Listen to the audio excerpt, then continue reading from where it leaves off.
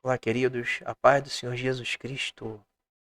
Vou trazer uma mensagem sobre a analogia de Paulo sobre filhos de adoção. Então, Romanos 8, versículo 14 a versículo 17, Paulo diz assim: Pois todos que são guiados pelo Espírito de Deus são filhos de Deus.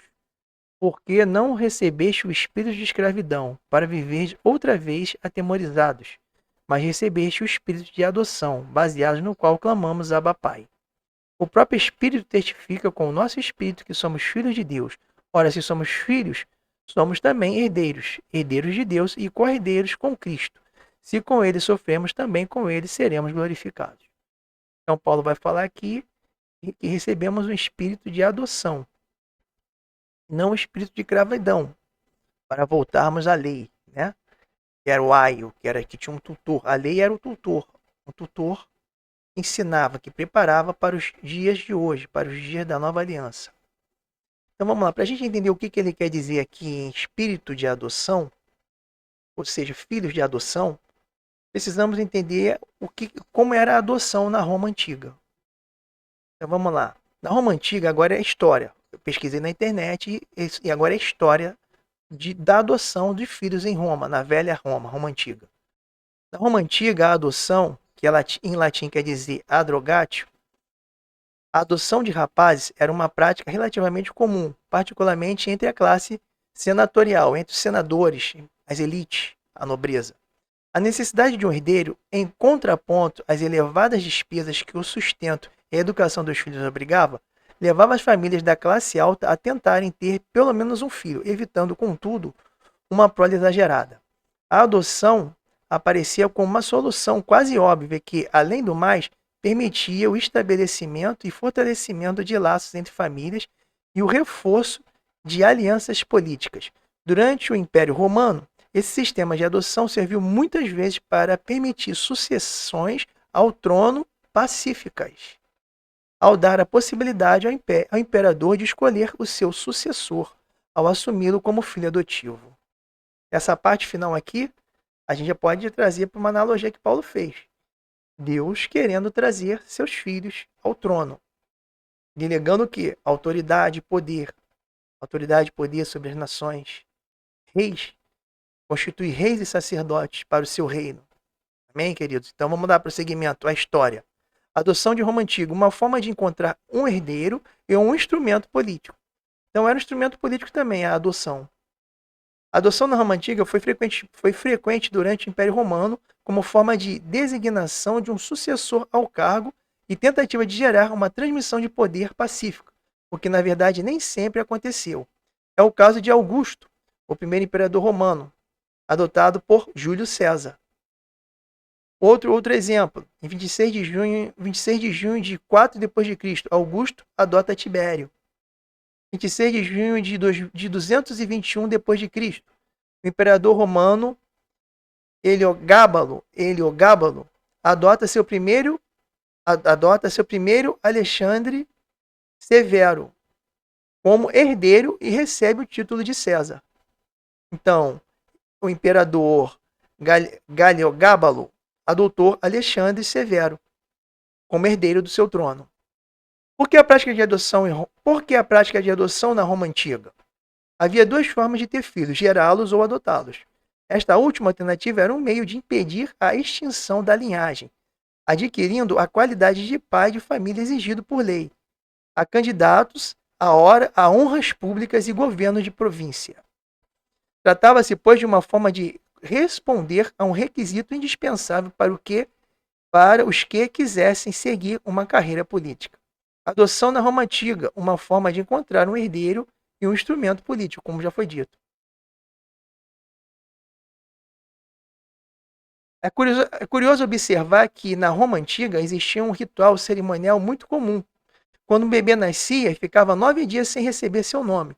E no 9º dia, a mãe o colocava no chão a fim de que o pai pudesse erguê-lo e aceitando assim o filho. Erguê-lo, aceitando assim o filho. Então a mãe ficava 9 meses sem dar nome, colocava o filho no chão, de maneira que se o pai o erguesse, ele aceitava a criança como filho.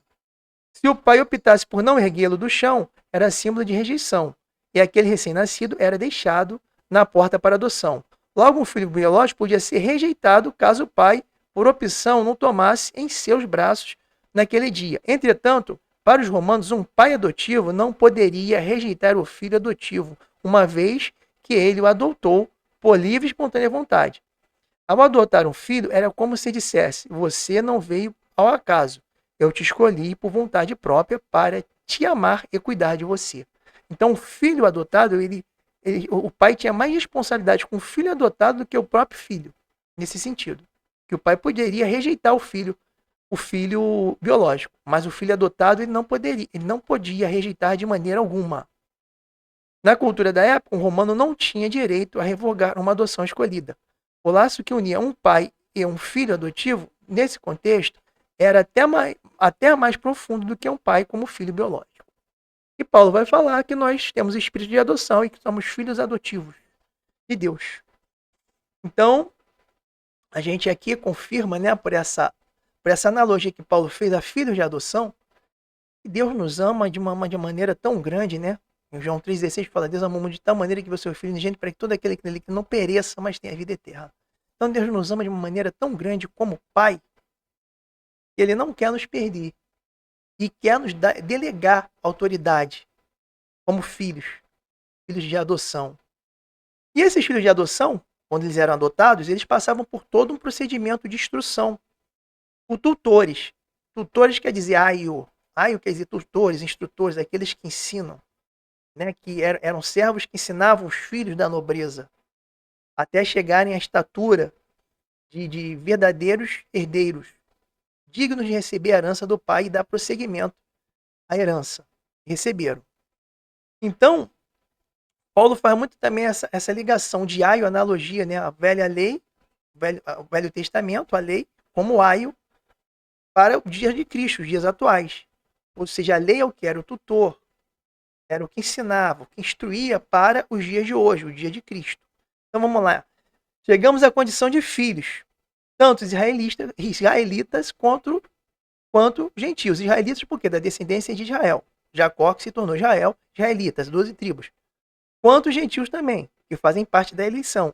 Foram eleitos antes da fundação do mundo, tanto israelitas quanto gentios, como os do mundo passado. Como eu já li, como eu tenho textos, tenho vídeos aí no canal que falam destes que antecederam a lei e também foram eleitos. Foram justificados pela fé. Enos, Enoque, muitos deles, Noé, são eleitos, foram justificados pela fé. Então, chegamos à condição de filhos, tanto israelitas quanto gentios. Vamos lá, Gálatas 4:1. Digo, pois, que durante o tempo em que o herdeiro é menor, em nada difere do escravo, posto que ele é senhor de tudo. Então, o herdeiro é senhor de tudo, mas ele de nada difere do escravo, porque ele ainda está sobre o tutor. Ele está sobre o quê? Os ensinamentos do tutor. Ele está aprendendo para um dia ser o quê? Senhor de tudo, verdadeiramente. A lei foi para isso. Mas está sob tutores e curadores até o tempo predeterminado pelo Pai. Até o tempo predeterminado pelo Pai. E esse tempo já se cumpriu em nós. Eu tenho um vídeo aí no canal que fala sobre isso. Que a promessa se cumpre em nós. Assim também nós, quando éramos menores, estávamos servilmente sujeitos a rudimentos do mundo. Vindo, porém, à plenitude do tempo, Deus enviou seu filho, nascido de mulher, nascido sob a lei, para resgatar os que estavam sob a lei, a fim de que recebêssemos a adoção de filhos. A palavra adoção de filhos. De novo, Paulo repetindo em Gálatas 4:1, no versículo 5. E porque vós sois filhos, enviou Deus ao nosso coração o Espírito de seu Filho que clama Abba, Pai. Então somos filhos de adoção. Deus nos adotou. Deus tem uma responsabilidade. Segundo a analogia, né, como eu li lá da história romana, da cultura romana, pela analogia que Paulo fez, Deus tem uma responsabilidade muito grande conosco. Ele não quer nos perder de maneira nenhuma. Mas convém o quê? Nós nos mantermos como filhos. Nós o quê? Alcançarmos. Enquanto estivermos aqui nessa vida, que já somos adotados como filhos, vemos o quê? A confirmar essa adoção. Quando Jesus voltar na ressurreição dos mortos. Que aí seremos o quê? Teremos a redenção dos nossos corpos. Aí seremos verdadeiramente como o Filho de Jesus Cristo é. Plenos. Essa é a vontade do nosso Pai, que nos elegeu para sermos filhos, para nos transferir autoridade também de filhos. Por isso, somos adotados por Deus. Por isso que Paulo fez essa analogia de adoção, pegando a cultura da Roma Antiga, do Império Romano Antigo, Império Romano, para trazer para a palavra. Agora vamos lá em Gálatas 2:23. Mas antes que viesse a fé, estávamos sob a tutela da lei, o aio, e nela encerrados, para essa fé que de futuro haveria de revelar-se. Essa fé se revelou a nós, que é a fé em Cristo. O derramamento da graça, o derramamento do Espírito. De maneira que a lei nos serviu de aio para nos conduzir a Cristo, a fim de que fôssemos justificados por fé. Mas tendo vindo a fé, já não permanecemos subordinados ao aio, aos tutores. Agora já somos plenos, a promessa se cumpriu em nós. Como filhos, agora somos filhos de adoção. Deus agora nos delegou autoridade. Somos sacerdotes de Cristo. Fala em Coríntios vai falar isso.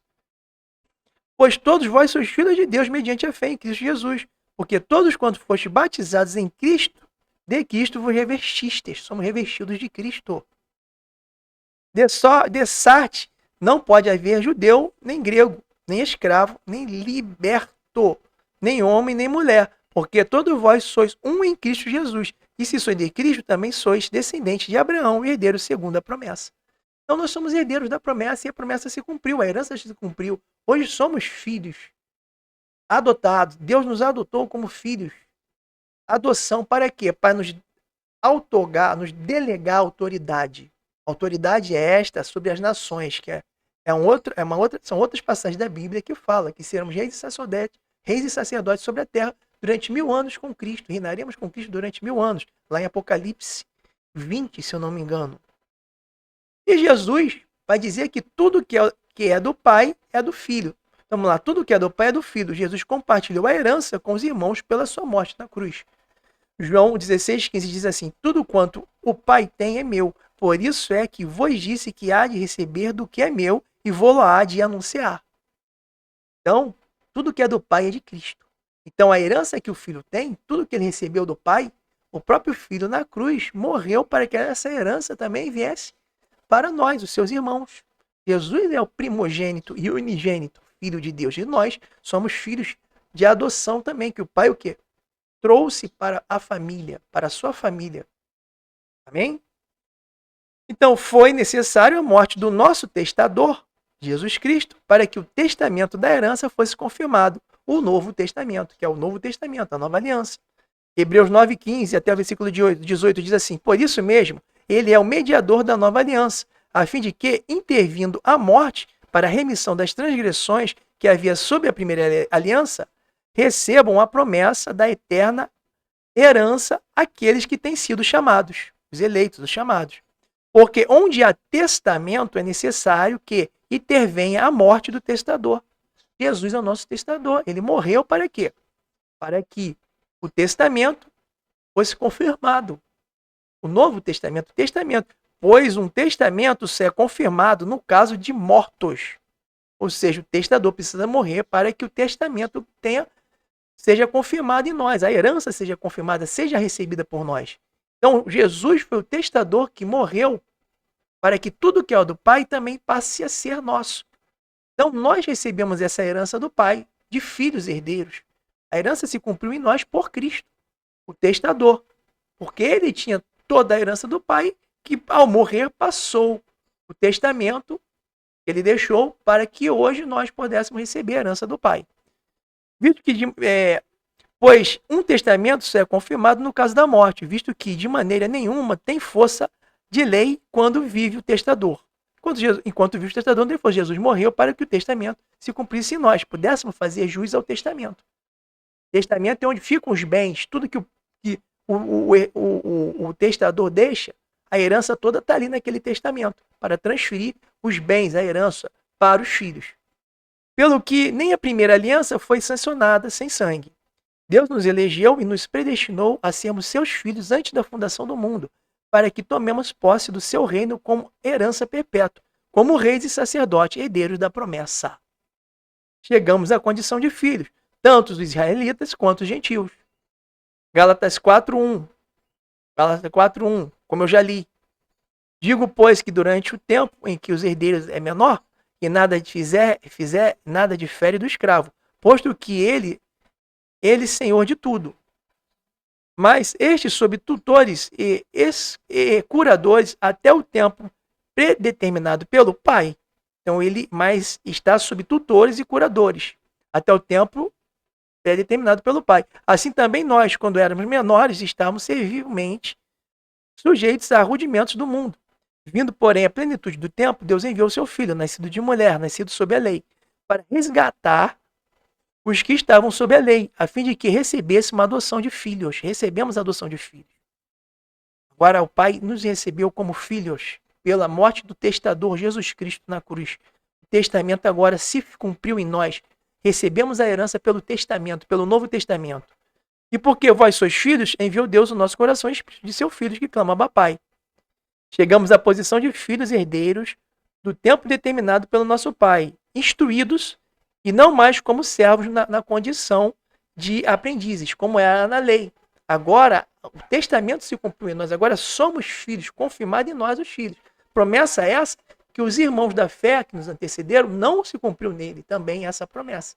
Hoje nós podemos dizer que somos filhos, mas eles também são filhos, porque se cumprirá na ressurreição dos mortos. Amém, queridos? E se cumprirá em toda a plenitude. Agora somos filhos, mas precisamos confirmar. Eles já confirmaram, porque eles foram justificados pela fé. Abraão, os profetas, todos os da fé. Que em Hebreus vai falar isso, em Hebreus 11, se eu não me engano. Dos da fé, que foram justificados da fé, mas que são aperfeiçoados em nós. E aprove Deus coisas maiores a nosso respeito.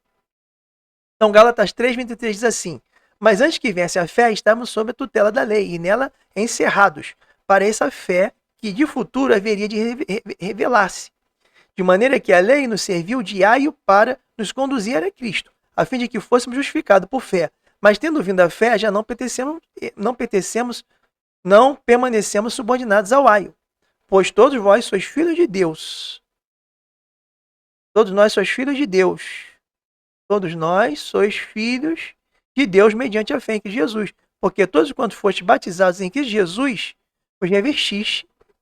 De sorte, não pode haver judeus, nem gregos, nem escravos, nem libertos, nem homem, nem mulher, porque todos vós sois um em Cristo Jesus. E se sois de Cristo, também sois descendentes de Abraão e herdeiros, segundo a promessa. Então, todos nós já somos herdeiros, herdamos a promessa. Tudo que é do Pai é do Filho, como eu já li, né? Foi a morte necessária do testador. E para finalizar, eu escrevi assim, ó: Deus nos elegeu e nos predestinou a sermos seus filhos antes da fundação do mundo, para que tomemos posse do seu reino como herança perpétua, como reis e sacerdotes, com autoridade. A autoridade nos foi transferida, porque a autoridade estava ali no testamento, naquele testamento que Cristo nos deixou. Herdeiros da promessa que já se cumpriu em nós. Amém, queridos? Então essa é a mensagem que eu trago para explicar essa analogia que Paulo fez lá em Romanos 8:15, e em Gálatas também, em Gálatas, se eu não me engano, eu acabei de ler aqui, 4:1, o espírito de adoção, que ele fala, né? Então, se cumpriu já em nós essa promessa. E Paulo fez essa analogia de confirmação da adoção. Espírito de adoção, espírito de filhos, agora somos filhos, confirmou-se a adoção em nós. E que será confirmado plenamente na ressurreição dos mortos. Porque tem um texto em Coríntios que vai falar que a criação geme como dores de esparto, aguardando a revelação dos filhos. E também continua assim, nós também, como filhos, aguardamos a adoção de filhos, que é o quê? A redenção dos nossos corpos. É o corpo glorificado, o corpo incorruptível e o corpo imortal. Ali será o quê? Confirmado plenamente essa adoção. Amém, queridos? Então essa mensagem que eu queria trazer e que venhamos guardar isso nos nossos corações. Não estamos mais debaixo do aio, do tutor, que é a lei, mas agora estamos na condição de filhos de adoção. A promessa se cumpriu e hoje somos filhos. Amém? E andamos como filhos, irmãos de nosso Jesus Cristo, herdeiros da promessa. Amém? Fiquem na paz. Um grande abraço para todos. Amém.